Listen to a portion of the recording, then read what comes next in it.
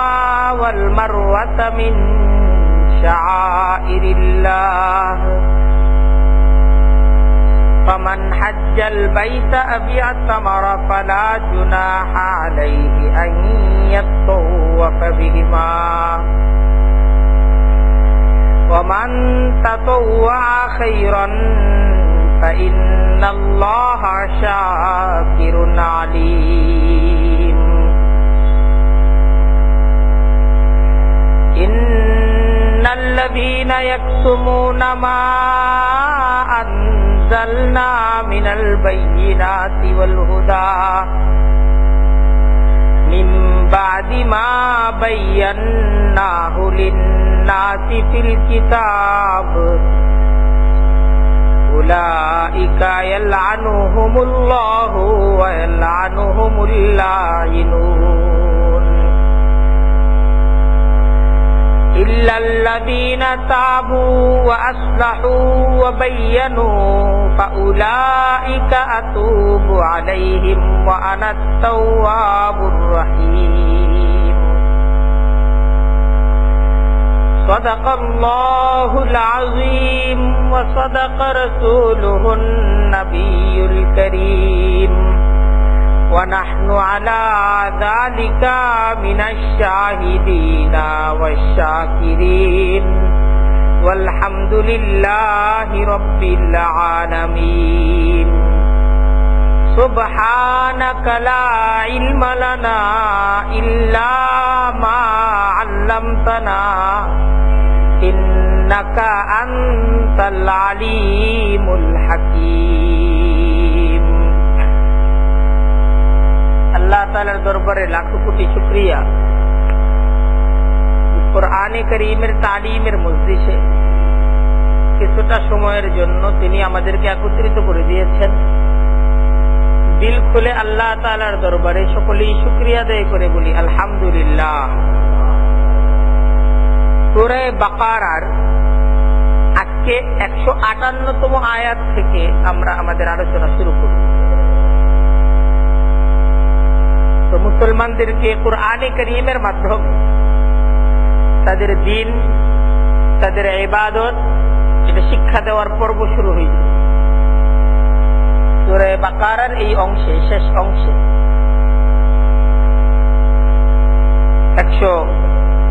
153তম আয়াত থেকে মোটামুটি আলোচনা শুরু হয়েছে মুসলমানদের করণীয় কি। তো মুসলমানদেরকে তাদের ইবাদত শিক্ষাদানের মাঝে সাফা এবং মারওয়া এটা মসজিদে হারামের পার্শ্ববর্তী দুই পাহাড়। এই দুই পাহাড়ের সাথেও মুসলমানদের ইবাদতের একটা সম্পর্ক আছে। সাফা এবং মারওয়া এই দুই পাহাড়ের মাঝে আসা যাওয়া করতে হয়। 7 বার আসা যাওয়া করা এটাকে বলা হয় সাই। তো এর সাথে মুসলমানের ইবাদতের একটা সম্পর্ক আছে। হজ সম্পাদনের ক্ষেত্রে সাই করাটা জরুরি। দেখেন এই ইবাদত, এই সাফা মারওয়ার সাই, বাইতুল্লাহর তোয়াফ, এটা ইসলাম পূর্ব আরবের জাহিলি সমাজের মাঝেও ছিল। এইভাবে ছিল যে তারা এই মসজিদে হারামে, শুধু মসজিদে হারামে না, আল্লাহর ঘর কাবার মাঝেও তার মূর্তি স্থাপন করেছে, মূর্তি ঢুকাই দিচ্ছে। এই সাফা পাহাড়ের উপরও তারা মূর্তি স্থাপন করেছে, আবার মারওয়া পাহাড়ের উপরেও তারা মূর্তি স্থাপন করেছে। তারা যখন বাইতুল্লাহর ইবাদত করতে আসতো তখন এই বাইতুল্লাহর মূর্তিগুলোর উপাসনা ঠিক যেভাবে করত, ঠিক এরকম সাফা পাহাড়ে গিয়েও তারা যে মূর্তি স্থাপন করছিল এই মূর্তির চারদিকে ঘুরত। আবার মারওয়া পাহাড়ের উপরে গিয়ে এই মূর্তির চারদিকে তারা কি করত, তারা এই মূর্তির চারদিকে ঘুরত। তো সাফার উপর যে মূর্তি তারা বসাইছিল এই মূর্তির নাম ছিল আসাফ, আর মারওয়ার উপর যে মূর্তি তারা স্থাপন করেছিল সে মূর্তির নাম হলো নায়েল।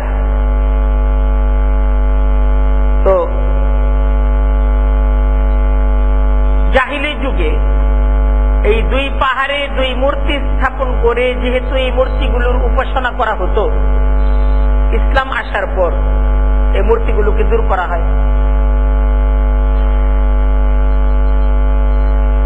তো ইসলাম আসার পর মূর্তিগুলোকে দূর করার পরও এটা একটা সন্দেহ ছিল যে সাফা এবং মারওয়ার মাঝে সাই, এটা তো মূর্তিকে কেন্দ্র করে হয়েছে, এখন তো মূর্তি নাই। তো এই সাইটা এটা মনে হয় আরবের জাহিলি সমাজের কোন কুসংস্কার ছিল।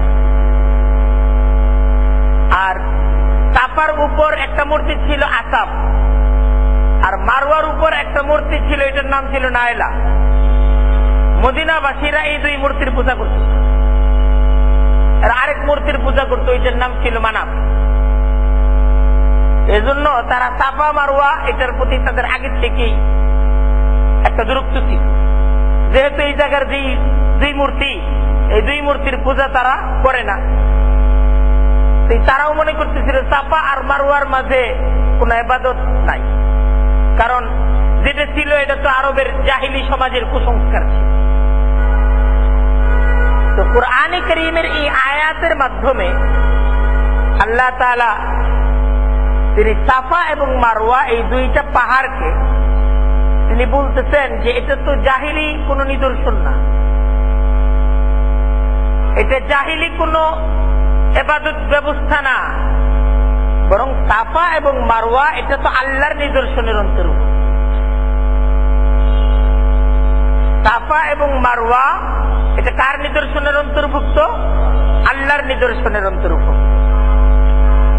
ইন্নাস সাফা ওয়াল মারওয়াতা মিন শাআইরিল্লাহ, নিশ্চয়ই সাফা এবং মারওয়া মিন শাআইরিল্লাহ, আল্লাহর নিদর্শন সমূহের অন্তর্ভুক্ত। এটা আল্লাহর নিদর্শন সমূহের অন্তর্ভুক্ত। এটার সাথে এক আল্লাহ প্রেমিকা, আল্লাহর এক বান্দির একটা ইতিহাস জড়িত।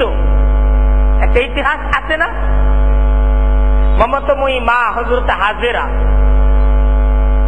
শিশু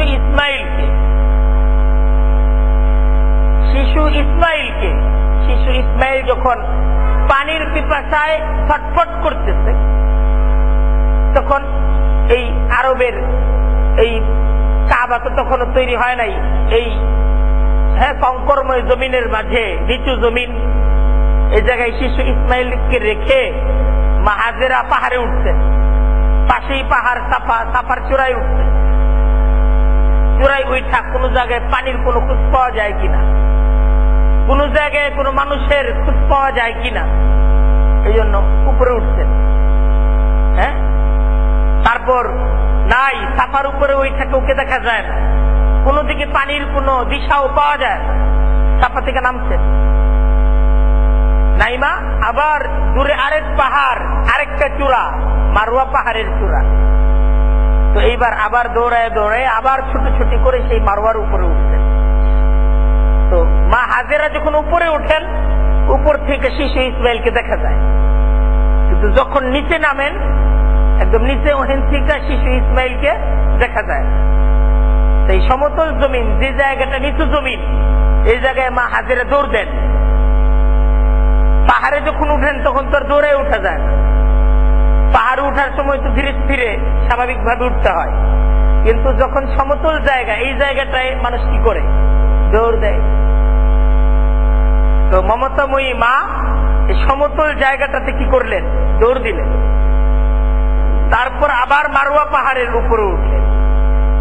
এইভাবে পানির খুঁজে মা হাজেরা শিশু ইসমাইলকে কঙ্করময় জমিনের মাঝে রেখে তিনি এই সাফা আর মারওয়ার মাঝে ছুটি করতেছেন।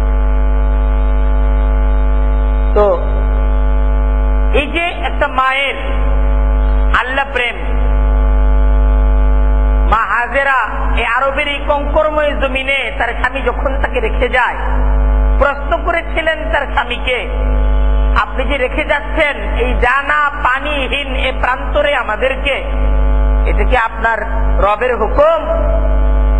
হযরতে ইব্রাহিম আলাইহিস সালাম মাথা নেড়ে জানালেন যে এটা আমার রবের হুকুম। তো যখন শুনছেন যে এটা আল্লাহর হুকুম, মা হাজেরা সবর এখতিয়ার করছে, যেহেতু আল্লাহর হুকুম তার তরফ থেকে এই ব্যবস্থা হবে। তো তার যে ত্যাগ আর কুরবানি, তার মাঝে যে আল্লাহ প্রেম,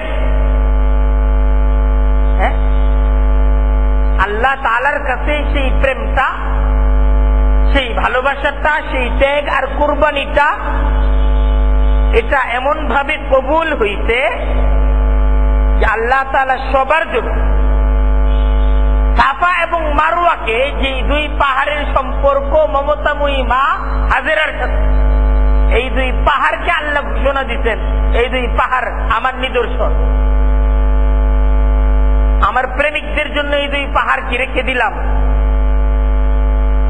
এখন সমস্ত প্রেমিক তার প্রেম নিবেদনের জন্য এই দুই পাহাড়ের মাঝে কি করবে? ছুটি করবে। এমনকি আখেরি পয়গম্বর নবী মুহাম্মদুর রাসূলুল্লাহ সাল্লাল্লাহু আলাইহি ওয়াসাল্লাম, উনিও যখন ইবাদত করবেন, উনিও যখন হজ করবেন, ফরজ হজ করবেন, উনিও যখন উমরা করবেন, তো তাকেও কি করতে হবে? ওই মমতাময়ী মা হাজেরা তার স্মৃতিকে স্মরণ করে তাকেও এই জায়গায় কি করতে হবে? একজন নারীকে, একজন নারীর মহব্বতকে, একজন নারীর ক্ষুধা প্রেমকে আল্লাহ তাআলা কেমন মূল্যায়ন করছে। এখন তার পেয়ারা হাবিব তাকেও কিয়ামত পর্যন্ত আগত যত প্রেমিক, সমস্ত প্রেমিকদের জন্য এটাকে নিয়ম বানায় দিন, সমস্ত নবীদের জন্য এটাকে নিয়ম বানায় দিন, সমস্ত ওলিদের জন্য এটাকে নিয়ম বানায় দিন। কুরআনে কারীম আল্লাহ ঘোষণা দিতেছেন, ইন্নাস সাফা ওয়াল মারওয়াতা, নিশ্চয়ই সাফা এবং মারওয়া মিন শাআইরিল্লাহ, এটা তো আল্লাহর নিদর্শন সমূহের অন্তর্ভুক্ত। দেখেন, সাফা এবং মারওয়ায় সাই করাটা তো ইবাদত, কিন্তু সাফা এবং মারওয়ার এই সাই থেকে কি শিক্ষা অর্জন করতে হবে? এই সাইয়ের মাধ্যমে নিজের মনের মাঝে কি জজবা তৈরি করতে হবে, সেই জজবাটা কিন্তু আসতে হবে। হাজেরা, বিবি হাজেরার যে মমতাময়ী মা হাজেরার যে জজবা, সেই জজবাকে এই সাফা এবং মারওয়া থেকে নিয়ে আসেন, আল্লাহর জন্য ত্যাগ, আল্লাহর জন্য কুরবানি, এটাকে নিয়ে আসেন। আল্লাহ বলতেছেন যে তোমরা এই সাফা এবং মারওয়ার মাঝে সাই করাটাকে, এটাকে মনে করতেছো দূষণীয় না। যে ব্যক্তি হজ করবে, যে ব্যক্তি উমরা করবে, সাফা এবং মারওয়ার মাঝে সাই করাতে তার তো কোনো দোষ নেই, বরং সাফা এবং মারওয়ার মাঝে স্বেচ্ছায় যারা মঙ্গলজনক কাজের মাঝে যারা স্বতঃস্ফূর্তভাবে অংশগ্রহণ করবে, আল্লাহ তাআলার কাছে তাদের এই কাজের স্বীকৃতি তারা। ফামান হাজ্জাল বাইতা আবি আতামারা, আল্লাহ বলতেছেন, সুতরাং যে ব্যক্তি আল্লাহর ঘরে হজ করতে আসবে, আবি আতামারা, অথবা যে ব্যক্তি উমরা করতে আসবে, উমরা করবে, যে ব্যক্তি আল্লাহর ঘরে আসবে, বাইতুল্লাহ আসবে, হজ করবে, যে ব্যক্তি উমরা করবে, ফালা জুনাহা আলাইহি, তার উপর কোনো দোষ নেই, আইয়াতাওয়াফা বিহিমা, এই দুই পাহাড়ে সাই করাতে, তাওয়াফ করাতে তার কোনো দোষ নেই। অর্থাৎ ওই যে অনেকে দূষণীয় মনে করতেছিল, কি জন্য? ওই জাহিলি যুগে এইসব করতো, মনে করতেছিল এটাও জাহিলি কাজ। তো আল্লাহ জবাব দিতেছেন, এটা কিনা জাহিলি কাজ না, এটা তো ইবাদত। কারণ এর সাথে কার সম্পর্ক আছে? এর সাথে আমার এক প্রেমিকার কি আছে? সম্পর্ক আছে। আমার প্রতি প্রেম নিবেদনকারী এক নারীর এই দুই পাহাড়ের সাথে কি আছে? সম্পর্ক আছে। এটাও আমার নিদর্শনের অন্তর্ভুক্ত। কিয়ামত পর্যন্ত পর্যন্ত আমি এই দুই পাহাড়কে নিদর্শন হিসেবে আমার সমস্ত প্রেমিকদের কাছে রেখে দিই। ওয়ামান তাতাওয়া খায়রান, বলতেছে যে ব্যক্তি কোন মঙ্গলজনক কাজকে স্বতঃস্ফূর্তভাবে সম্পাদন করবে, ফাইন্নাল্লাহা শাকিরুন আলিম, তবে নিশ্চয়ই আল্লাহ তিনি স্বেচ্ছা কাজের স্বীকৃতি প্রদানকারী এবং তিনি সর্বজ্ঞানী। আল্লাহ সব জানেন, জেনে বুঝে আল্লাহ তাআলা তার প্রত্যেকটা বান্দার প্রত্যেকটা কল্যাণজনক কাজের স্বীকৃতি এবং তার বিনিময় অবশ্যই আল্লাহ তাআলা দিবেন, বিনিময় অবশ্যই তোমরা পাবে। দেখেন এই পর্যন্ত এটা একটা প্রশ্ন ছিল যে সাফা এবং মারওয়ার সাই করার বিধান কি। সে প্রশ্নের জবাব দেওয়া হলো যে এটা আল্লাহর নিদর্শন, এই সাইটা জাহিলি সমাজে তারা করত, জাহিলি পদ্ধতিতে। এখন ইসলামী সমাজে এটা তোমরা করবে ইসলামী পদ্ধতিতে, আল্লাহ প্রেমে করবে। আরবের জাহেলরা তো এখানে নাইলা আর আসাফ দুই মূর্তির প্রেমে তারা কি করত, এই মারওয়া আর সাফার মাঝে চাই করত। তোমরাও করবা, কিন্তু তোমরা কেন করবা? আল্লাহর জন্য, আল্লাহর প্রেমে, আল্লাহর জন্য ত্যাগ এবং কুরবানি এটা দেয়ার মন মানসিকতা নিয়ে তোমরাও কি করবে, চাই।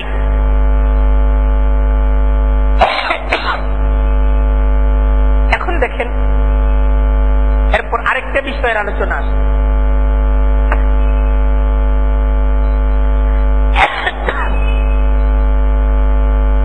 বিষয়টা হলো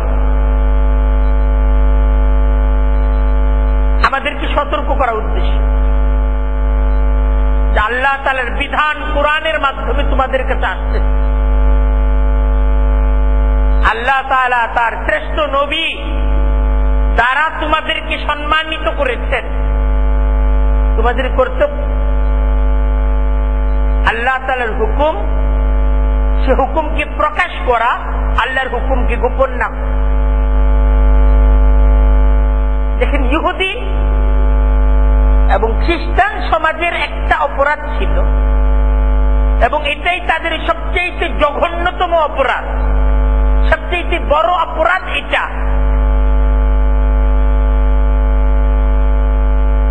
যে তারা আল্লাহর বিধানকে সমাজের সাধারণ মানুষদের থেকে এটাকে লুকিয়ে ফেলেছে। ইহুদি সমাজের সাধারণ মানুষ, খ্রিস্টান সমাজের সাধারণ মানুষ তারা আল্লাহর বিধান জানত না।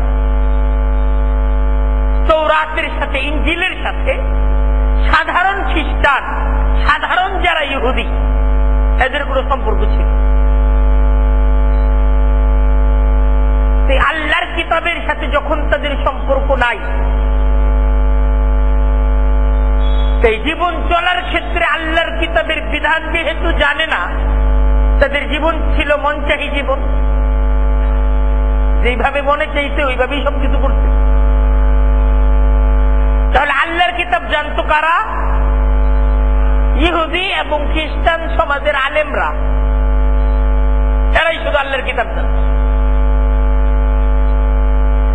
এখন এই আলেম সমাজ এরা হলো আল্লাহর কিতাব জানে, আর সাধারণ মানুষ আল্লাহর কিতাব জানে না। আল্লাহর কিতাবের সাথে এদের কোনো সম্পর্ক নাই। এখন আলেম সমাজের কর্তব্য কি? সাধারণ মানুষ যদি আল্লাহর কিতাব না জানার কারণে কোনো ভুল ত্রুটি করে, সাধারণ মানুষদেরকে ভুল ত্রুটি ধরিয়ে দেয়। এই যে তোমাদের এই কাজ আল্লাহর কিতাবের সাথে কি হইতেছে, অবাধ্যতা হচ্ছে, এটা বোঝা যাচ্ছে।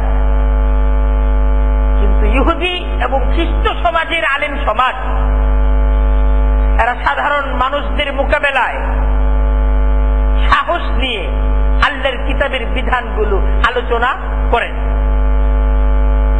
তারা করে থেকে সাধারণ মানুষ কিতাবের যতটুকু অংশ মানবে, যতটুকু অংশের সাথে সাধারণ মানুষ একমত, কিতাবের ততটুকু অংশ সাধারণ মানুষদেরকে বারবার শোনাই। আর কিতাবের যেই অংশটার সাথে সাধারণ মানুষের দ্বিমত আছে,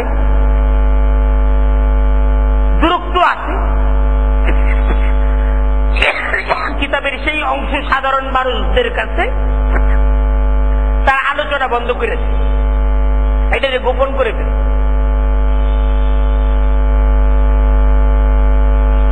নীরব হয়ে গেল তারা এই সমস্ত বিষয়। সাধারণ মানুষ এরা তাদের অবস্থার আরো অবনতি ধীরে ধীরে আসতে লাগবে। আলেম সমাজ তারা নীরবই থেকে গেল। তো কোরআন আমাদেরকে সতর্ক করতেছে মুসলিম সমাজ, যে মুসলিম সমাজ যেন ইহুদি এবং খ্রিস্ট সমাজের মতো না হয়। অর্থাৎ মুসলিম সমাজে প্রত্যেকটা মুসলিম তার আল্লাহর কিতাবের সাথে, আল্লাহর বিধানের সাথে তাদের সম্পর্ক থাকবে। আল্লাহর বিধান শুধু মুসলিম সমাজের আলেমরাই জানবে। সাধারণ মানুষ আল্লাহর বিধান, আল্লাহর কিতাব পড়বে না, জানবে না, বুঝবে না। এটা যেন কিছুতেই না হয়। দ্বিতীয় বিষয়, সাধারণ মানুষ না জানার কারণে যখন কোনো ভুলের শিকার হবে, আলেম সমাজ যেন ইহুদি এবং খ্রিস্ট সমাজের আলেমদের মতো নিশ্চুপ নীরব না থাকে।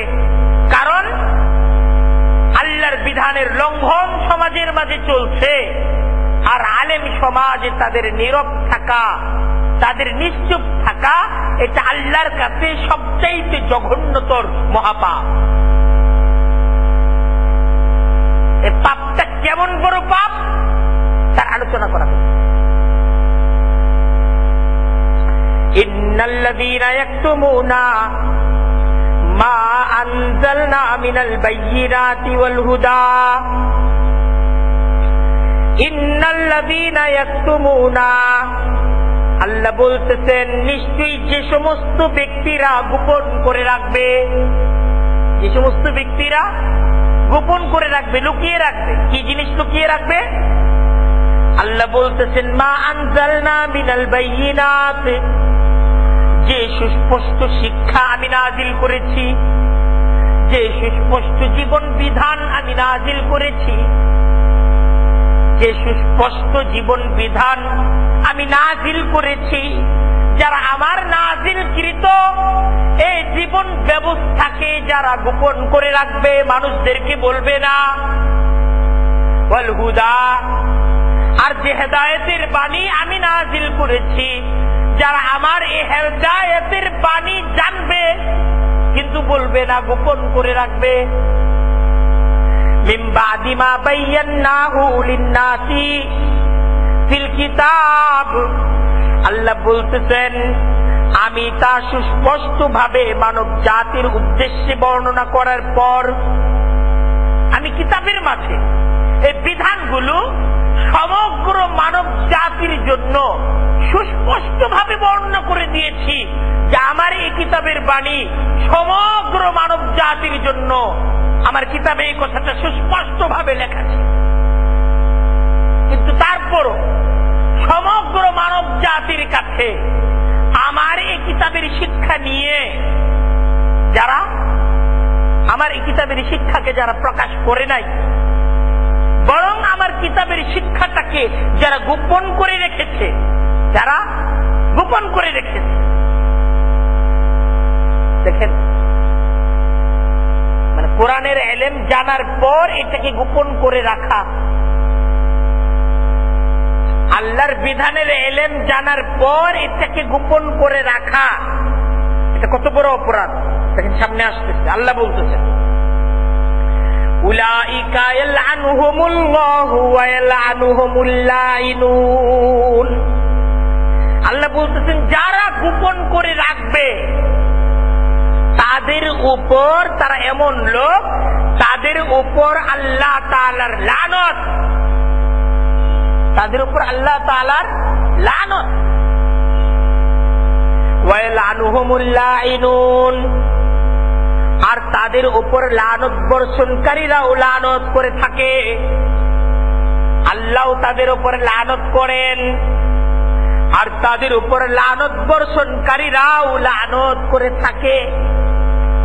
একজন ফেরেশতা আল্লাহ তাআলা নিয়োজিত করতেন এদের পিছনে লানত করেন।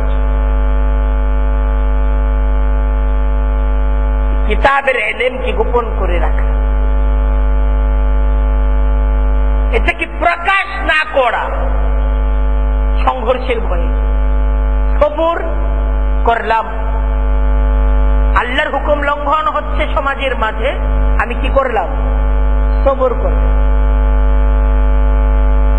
এখানে কি সবরের মাসআলা?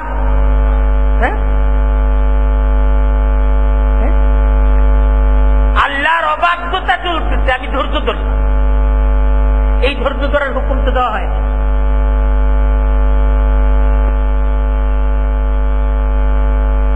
হ্যাঁ, আল্লাহর হুকুমের অবাধ্যতা চলতেছে, আমি প্রতিবাদ করলাম। প্রতিবাদের কারণে আমার উপর কি আসলো? নির্যাতন আসলো, আমার উপর আঘাত আসলো। আমি সেই আঘাতটাকে গ্রহণ করলাম, এটাকে বলা হয়তো আল্লাহর জন্য, আল্লাহর দ্বীনের জন্য। আমার উপর আঘাত আসছে, আমি আঘাতটা মেনে নিলাম যে না, দ্বীনের জন্য, দ্বীনের জন্য আমার একটা পা কুরবানি হয়ে গেছে, অসুবিধা নেই। দ্বীনের জন্য আমার একটা চোখ কুরবানি হয়ে গেছে, অসুবিধা নেই। দ্বীনের জন্য তো আমি এবং আমার সমস্ত কিছু কার জন্য? আল্লাহর জন্য। আল্লাহর জন্য আমার একটা পা যেহেতু কুরবানি করছে, আল্লাহর দ্বীনের জন্য একটা চোখ যেহেতু কুরবানি হয়ে গেছে, আল্লাহর দ্বীনের জন্য, আল্লাহর দ্বীনের জন্য একটা পা, যে পাটা কুরবানি হয়েছে, এই পাটা জান্নাতি না? হ্যাঁ, যে ব্যক্তির পা সে তার জীবদ্দশায় আল্লাহর জন্য কুরবানি করে দিতে, জান্নাতে চলে গেছে, তার শরীরের বাকি অংশ জাহান্নামে জ্বলতে পারে? আর জ্বলতে পারে?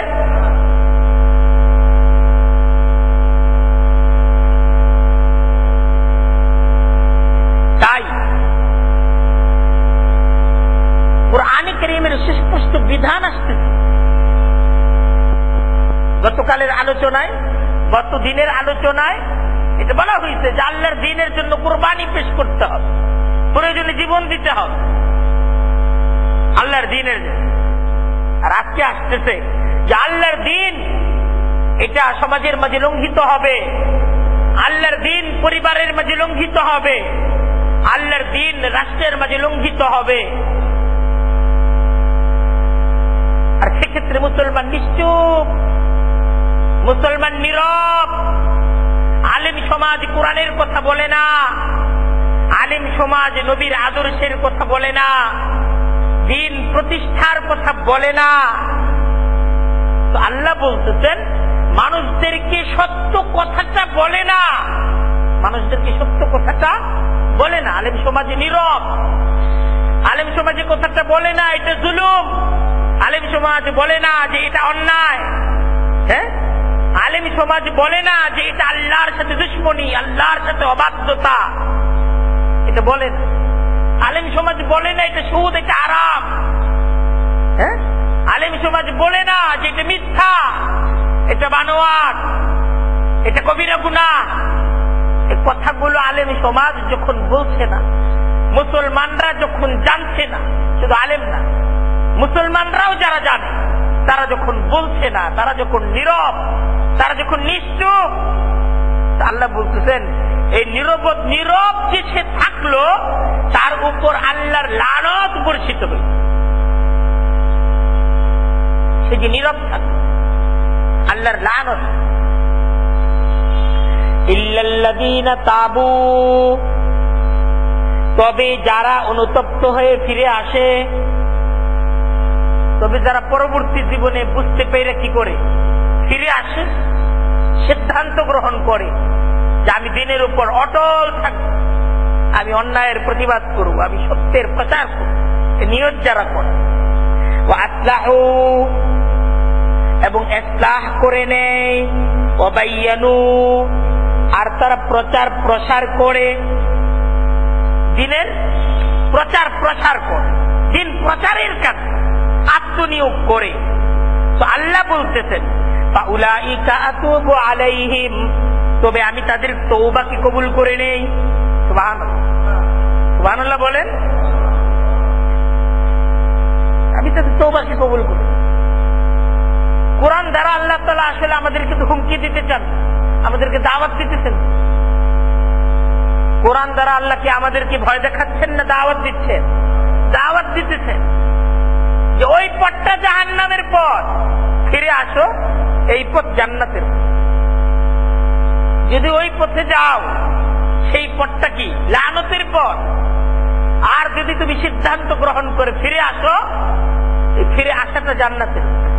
এই দাওয়াতটাই পেশ করতেন। আল্লাহ বলতেছেন আর আমি তো মহা ক্ষমাশীল, আর রহিম অতিশয় দয়ালু। আমার কাজ তো ক্ষমা করা, ক্ষমার জন্যই তো দাওয়াত, ক্ষমার এই দাওয়াতের জন্যই তো কোরআন, ক্ষমার কথা প্রচারের জন্যই তো নবী। ক্ষমার দাওয়াতটা কিয়ামত পর্যন্ত ছড়িয়ে দেওয়ার জন্যই তো কোরআন। তবে ইন্নাল্লাযীনা কাফারু, একটু যারা ফিরে আসবে তাদের জন্য জান্নাত, একটু যারা ফিরে আসবে তাদের জন্য উত্তম বিনিময়। ইন্নাল্লাযীনা কাফারু, আর যারা সত্য গোপনের কাজ অব্যাহত রাখবে, কুফরি করে যাবে। একদল কোরআনের দাওয়াত শোনার পর ফিরে আসার সিদ্ধান্ত গ্রহণ করেছে, আল্লাহ তো তাদেরকে ডাকছেন, ওয়েলকাম, আসো তো। আর আরেকদল লোকের আলোচনা হচ্ছে যে তারা সত্যের দাওয়াত তাদের কান পর্যন্ত পৌঁছার পরও তারা সত্য গোপনের কাজে অব্যাহত রাখে, যে না, এই সত্য প্রকাশ করা যাবে না, কারণ এই সত্য কথা যদি বলতে যাই তাহলে আমার জানের উপর আঘাত আসতে পারে, আমার মিল ফ্যাক্টরির উপর আঘাত আসতে পারে, আমার গার্মেন্টসের উপর আঘাত আসতে পারে, আমার মান মর্যাদার উপর আঘাত আসতে পারে, দুষ্কৃতিকারীরা আমাকে রাস্তা ঘাটে লাঞ্ছিত করতে পারে, বিভিন্ন ধরনের সমস্যাগুলো আমার জীবনে আসতে পারে। তাই আমি নীরব, আমি নিশ্চুপ,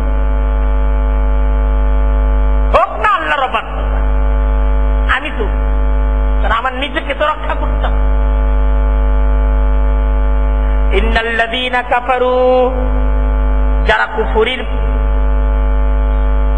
কুফরির পথকে অবলম্বন করলো, সত্য গোপনের কাজটাকে যারা অব্যাহত রাখলো, অমাতু, এই অবস্থাতেই মৃত্যুবরণ করলো। আরে একজন ব্যক্তি সত্য গোপনের কাজ করে সে কি চিরদিন বাঁচবে? সত্যকে প্রকাশ করে যদি মরতে হয়, সত্য প্রকাশ করলে আমাকে মরে যেতে হতে পারে। আচ্ছা, সত্য গোপন করে তুমি কি চিরদিন বাঁচবে? সহজ কথা। তুমি অন্যায়ের যদি প্রতিবাদ করো তাহলে তোমার জীবন যেতে পারে। আচ্ছা, তুমি যদি অন্যায়ের প্রতিবাদ না করো তাহলে তুমি চিরদিন বাঁচবে? হায়াত এবং মৃত্যু এটা তো আল্লাহর হাতে। হায়াত আর মৃত্যু তো এটা তরবারি আর তরবারিওয়ালার হাতে নাই, এটা তো বন্দুক আর বন্দুকওয়ালার হাতে নাই। আছে, একজনের হাতে বন্দুক আছে, তার হাতে কি মৃত্যু আছে? মৃত্যুর ফয়সালা তার হাতে। আমার হাত খালি আর ওর হাতে বন্দুক, এমনকি সে আমার মৃত্যুর মালিক হয়ে গেছে। হায়াত মৌতের মালিক কে? আল্লাহই মালিক। ফয়সালা তো আল্লাহর তরফ থেকে। হযরত মুসা আলাইহিস সালাম যখন নাকি দরিয়ার সামনে, ফেরাউন তো দেখতেছিল মুসা মৃত্যুর সামনে। মুসার এখন একলে পানিতে মৃত্যু হবে, আর নাহলে আমার হাতে মৃত্যু হবে। মঞ্চ তৈরি হয়ে গেছে। মুসা খতমের মঞ্চ কি প্রস্তুত, কিন্তু ওই মঞ্চে কার মৃত্যু হয়েছে? মঞ্চ প্রস্তুত করতে হযরত মুসার মরণের জন্য ওর শেষ ফিরে দিন। আর ধৈর্য ধরা যাবে না, ধৈর্যের বাঁধ আমার ভেঙে গেছে। ফেরাউন বলছে এখন মৃত্যু হইল কার?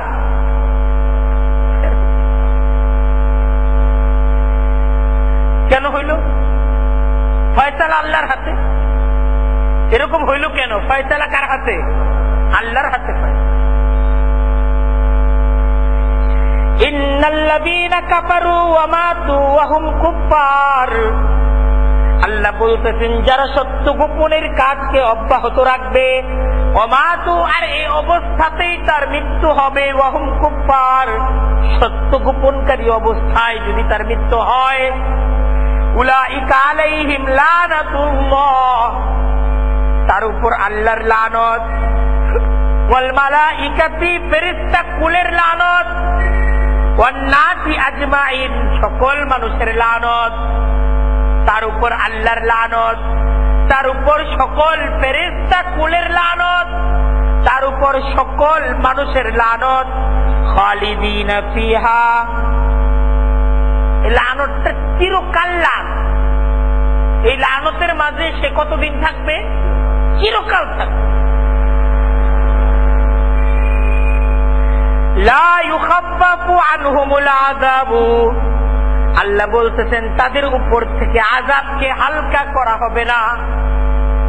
তাদের উপর থেকে এই যে আযাব শুরু হয়ে গেছে, মৃত্যু হয়ে গেছে তো আযাব শুরু হয়ে গেছে। মৃত্যু হয়ে গেছে তো কি শুরু হয়ে গেছে? আযাব শুরু হয়ে গেছে। ফেরাউনের মৃত্যু হয়ে গেছে, মৃত্যুর সাথে সাথে কি শুরু হয়ে গেছে? আযাব শুরু হয়ে গেছে। আর কোনদিন এই ফেরাউনের জন্য আল্লাহর এই আযাব এক মুহূর্তের জন্য থামবে না, আর থামবে না। পৃথিবী শেষ হয়ে যাবে, হাসর কায়েম হবে, ফেরাউনের আযাব থামবে? পৃথিবীতে চলছে।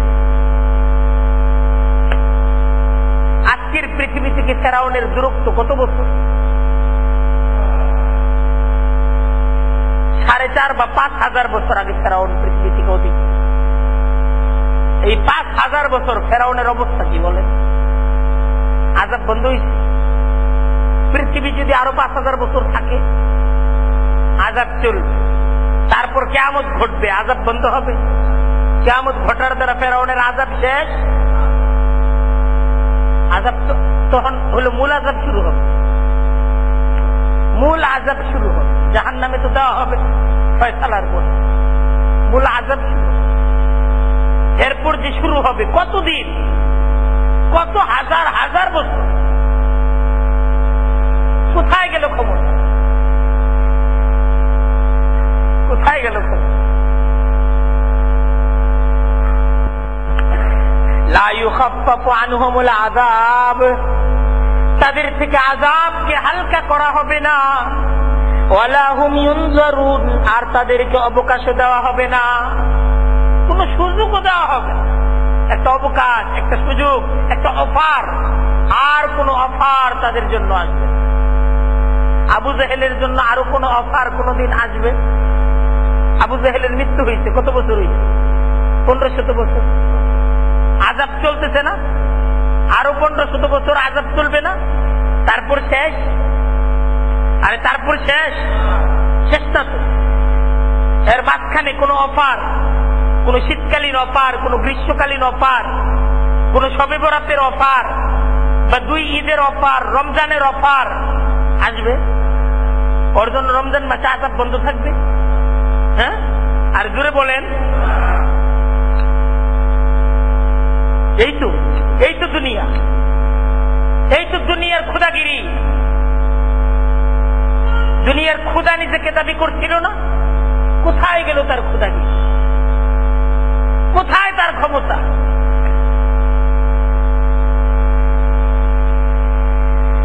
তাই কোরআন আমাদেরকে সতর্ক করতেছে, আল্লাহর হুকুমকে গোপন করো না, এটাকে প্রকাশ করে দাও। প্রত্যেকটা মুসলমান আল্লাহর হুকুম জানবে, আল্লাহর হুকুমকে প্রকাশ করো, প্রচার করো। এটাকে গোপন করা মারাত্মক অপরাধ। ইহুদি জাতি, খ্রিস্ট জাতি, তাদের অন্যতম অপরাধ ছিল আল্লাহর হুকুমকে গোপন করা। তারা আল্লাহর যে হুকুমগুলো সমাজ মানবে না, সমাজ শুনবে না, যে হুকুমের আলোচনা সমাজ ত্যক্ত হবে, বিরক্ত হবে, তারা আল্লাহর সে সমস্ত হুকুমগুলোকে গোপন করে ফেলবে। আর ইহুদি এবং খ্রিস্ট সমাজ আল্লাহর যে হুকুমগুলো মানবে, যে হুকুমগুলো এখন এই সমাজের সাথে সাংঘর্ষিক না, তারা ওই হুকুমগুলোরই প্রচার প্রসার সমাজের মাঝে করছে। আর আল্লাহর যে হুকুমগুলো ইহুদি এবং খ্রিস্ট সমাজের সাথে সাংঘর্ষিক, সে হুকুমগুলোকে তারা গোপন করে ফেলেছে। কোরআন এই আলোচনার দ্বারা মুসলিম সমাজ, বিশেষ করে মুসলিম সমাজের আলেম সমাজ, তাদেরকে সতর্ক করতেছে যে আল্লাহ তাআলার হুকুমকে গোপন করা, আল্লাহর হুকুমকে পাল্টিয়ে ফেলা, এটা জঘন্যতর অপরাধ। ভূমিকা রাখতে হবে সত্য প্রকাশে। তারপর কোরআন বলতেছে ওয়া ইলাহুকুম ইলাহুম ওয়াহিদ, তোমাদের ইলাহ তো এক ইলাহ। ইলাহ কে? এক। তোমাদের ইলাহ তো এক ইলাহ। ভয় করো কাকে? তুমি তো একজনের আইন মানো, একজনের ক্ষমতা মানো। তুমি কয়জনের ক্ষমতা মানো? একজন। বাকি কেউ তুমি ক্ষমতার অধিকারী মনে করো না, তাহলে ভয় করো কেন? তুমি তো বিশ্বাস করো এই জালেমের হাতে কোনো ক্ষমতা নাই। ক্ষমতা কার হাতে? আল্লাহর হাতে। তাহলে জালেমকে ভয় কিসে? তুমি জানো যে এই বিত্তশালীর হাতে কোনো ক্ষমতা নাই, তাহলে সত্য প্রকাশে এই বিত্তশালীকে তুমি কেন ভয় করো? তুমি তো জানো ক্ষমতা আল্লাহর হাতে। ওয়া ইলাহুকুম ইলাহুম ওয়াহিদ, তোমাদের ইলাহ এক ইলাহ। কোরআন আবার শোনাইতেছে, বুঝাইতেছে ইলাহ এক ইলাহ, এটাই তোমার বিশ্বাস।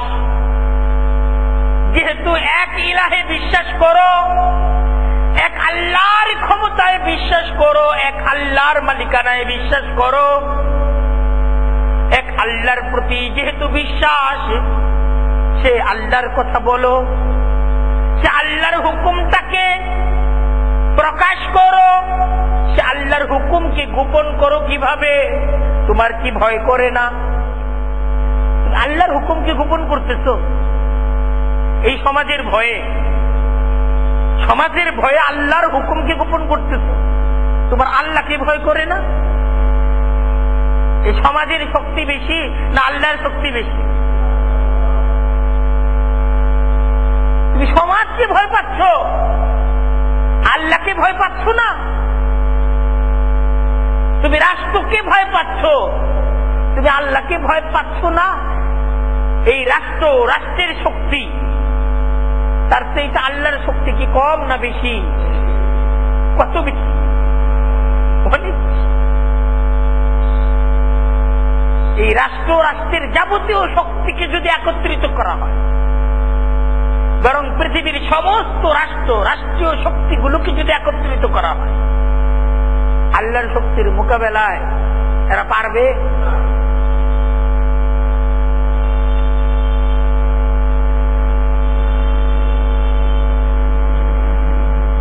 কোরআন আমাদের ঈমান তৈরি করছে, ঈমানের দাওয়াত দিতেছে। ইলাহুকুম ইলাহুম ওয়াহিদ, তোমাদের ইলাহ এক ইলাহ। লা ইলাহা ইল্লা হুয়া, তিনি ছাড়া আর কোন ইলাহ নেই। তিনি ছাড়া, তিনি এক আল্লাহ ছাড়া আরো কোন ইলাহ আছে? আর কোন ইলাহ নেই। আর রহমান, তিনি সকলের প্রতি দয়াবান। আর রহিম, তিনি অতিশয় দয়ালু। আর রহমান, তিনি সকলের প্রতি দয়াবান। এজন্যই তিনি এই যে সকলকে দিচ্ছেন, অপরাধের কারণে কারো থেকে তিনি কিছু কেড়ে নিচ্ছেন। সকলের প্রতি তার দয়া। শত্রু, মিত্র, বন্ধু, শত্রু, অবাধ্য, অমান্যকারী, জালেম, সবাইকে দিচ্ছেন। আজকে তার জুলুমের কারণে তার কাছ থেকে কেড়ে নিচ্ছেন না, নিচ্ছেন, কেড়ে নেন। जो कौनश एके कतरा दर बहर इल्म गुना भी न दो पर दपूशद बहिल। বলতেছে দু কৌনাশ একে কাতরা দর বাহর ইলম, আল্লাহ তাআলার ইলমের মহাসমুদ্রের সামনে এই আসমান জমিন থেকে নিয়ে শুরু করে এই সমস্ত সৃষ্টি এটা একটা ফোঁটার মতো, এক ফোঁটাই। এখানে যা হয় সব তিনি জান। তো গুনাহ যে হয় বিনাশ দেখেন সব, যা গুনাহ হয় অন্ধকার, একদম নিকোষ কালো অন্ধকারের মাঝে কেউ দেখতেছে না, যেখানে নিজে কেউ দেখা যায় না, এত অন্ধকার, সেখানেও তিনি দেখেন। অপর্দা পুষাদ বাহির, আর নিজে সহনশীলতার মাধ্যমে তিনি ঢেকে রাখেন, কেউ কি জানতে চান? তিনি ইলাহ, তিনি তোমার ইলাহ আল্লাহ আর রহমান আর রহিম, তিনি অতিশয় দয়ালু।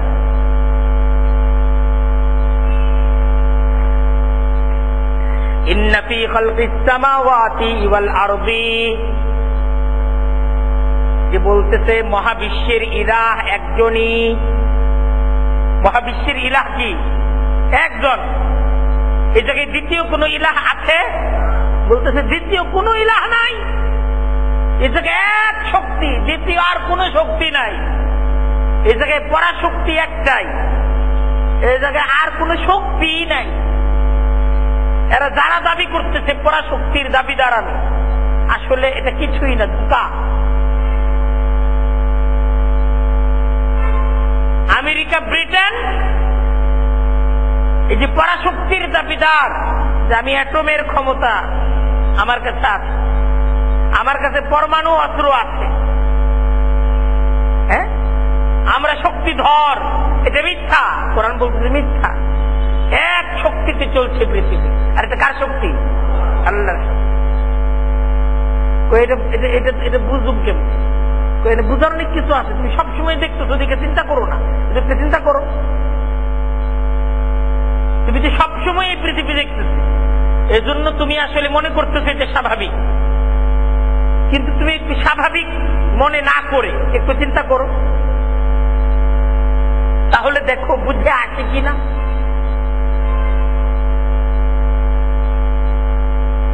নাস্তিকরা বলে যে তুমি বিশ্বাস না করে স্বাভাবিক হও, তারপর চিন্তা করো।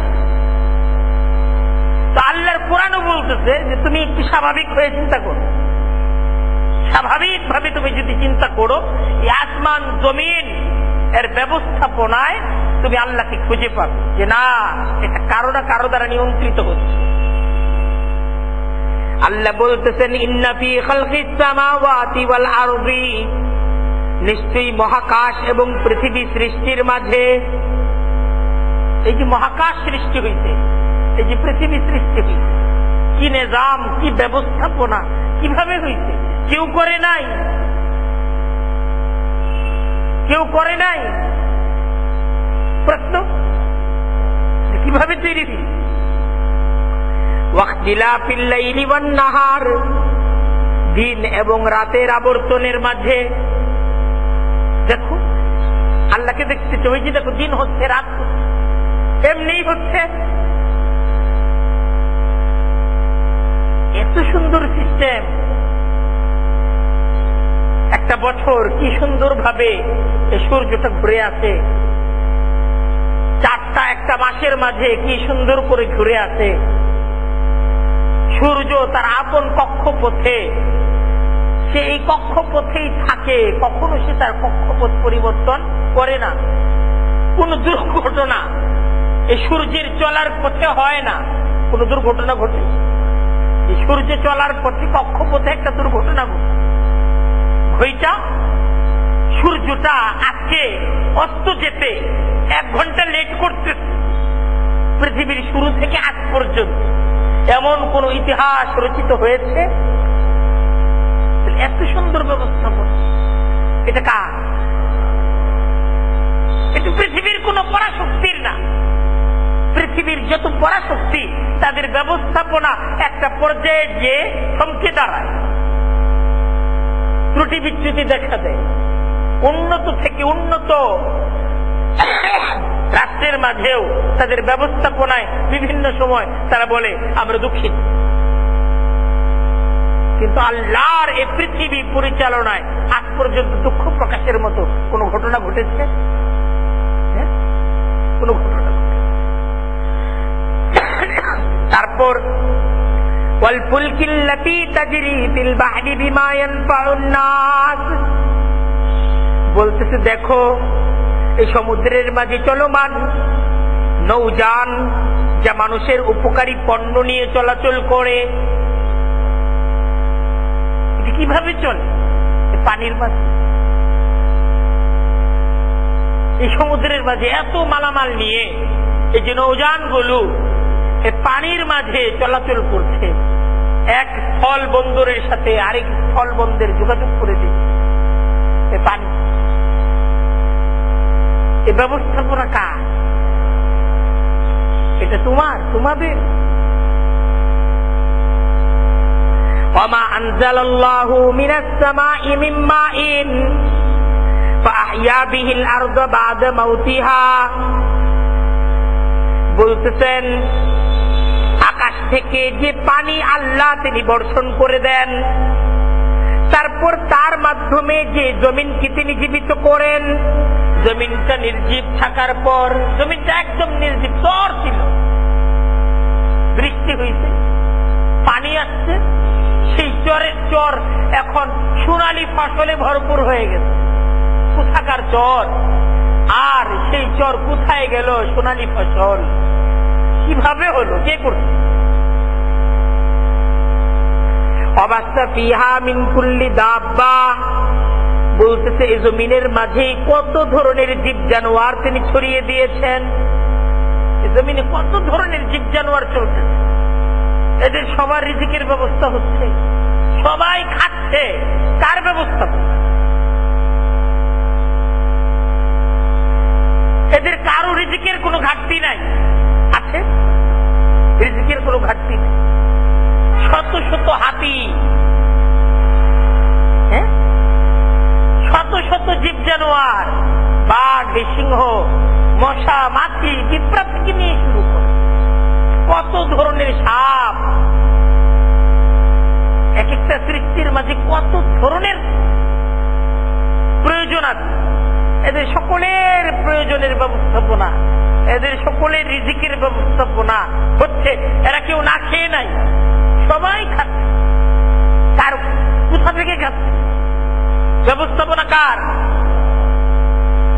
ওয়া তাসরিফির রিয়াহি, আল্লাহ বলতেছেন বায়ু প্রবাহের মাঝে এই যে যখন বাতাস, শীতকালের বাতাস আর গ্রীষ্মকালের বাতাস এক না, এই যে বাতাসের পরিবর্তন, এটা কি পৃথিবীর কোন পরাশক্তি করে? তোমাদের সরকার তোমাদের বাতাস পরিবর্তন করে দেয়? বলে না, এটা তোমাদের সরকার করে দেয়। এই পদ্মা, যমুনা, মেঘনার উপর যত ধরনের জাহাজগুলো চলে, যত ধরনের লঞ্চগুলো চলে, এটা কি সরকারের হুকুমে, সরকারের ব্যবস্থাপনায় চলাচল করে? ব্যবস্থাপনা কার?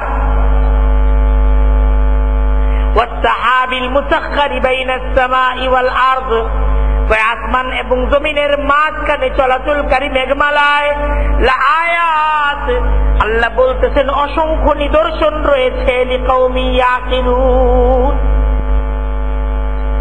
জ্ঞানীদের জন্য।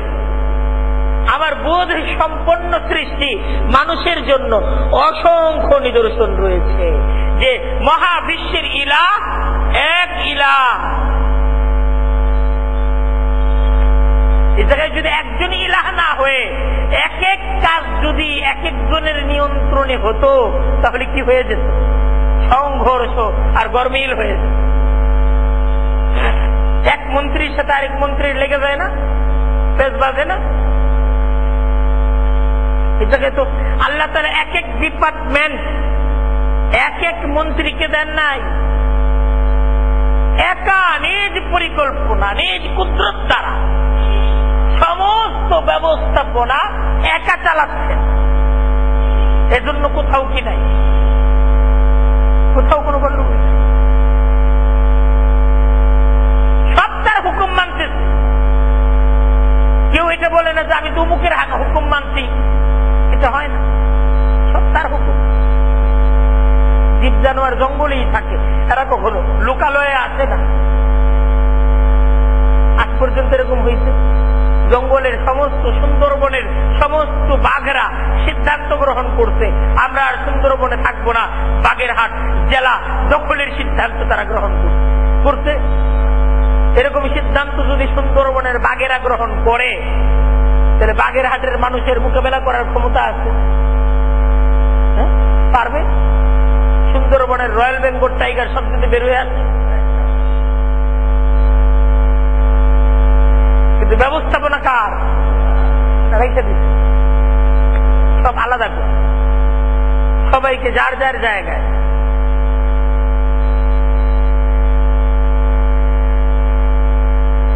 কোরআন বলতেছে ইলাহুকুম ইলাহুম ওয়াহিদ, তোমাদের ইলাহ এক ইলাহ,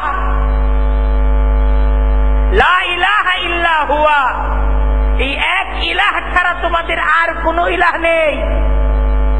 মহাবিশ্বের ইলাহ শুধুমাত্র একজনই, তার অসংখ্য নিদর্শন, অসংখ্য প্রমাণ।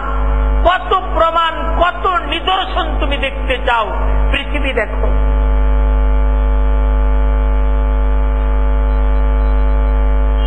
পৃথিবীর এই বিশাল ব্যবস্থাপনা এক নিয়ন্ত্রণের অধীন না, এটাকে দেশে দেশে আলাদা ব্যবস্থাপনা, এক ব্যবস্থাপনা, এক ইলাহ। কোরআন আমাদেরকে দাওয়াত দিচ্ছে সেই এক ইলাহের নিয়ন্ত্রণে চলে যাও, এক ইলাহের নিয়ন্ত্রণে চলে যাও। তারই ক্ষমতা, আর কারো ক্ষমতা নাই। তারই রাজত্ব, বাকি সব এরা মিথ্যা রাজা, এরা আসলে রাজা না, এরা সব মিথ্যা রাজা। এ মঞ্চ ভেঙে যাবে, দেখবা এরা সাধারণ, এদের মুখ্য সম্মোচিত হয়ে।